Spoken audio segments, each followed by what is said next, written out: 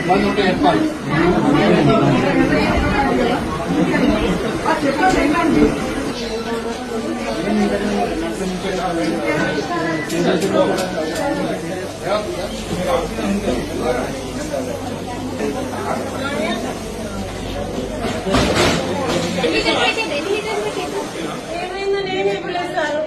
పడిపోయింది తొందరగా రాను అని అన్నారు. అంటే ఏ స్కూల్లో ఏంటిది? కొల్లపల్లి హాస్టల్లో, గురుకుల హాస్టల్లో కళ్ళు తిరిగి పడిపోయింది. తొందరగా వచ్చి హాస్పిటల్ జాయిన్ అవుతున్నాం, మీరు రాను అని అన్నారు. లోపల ఉన్నారు.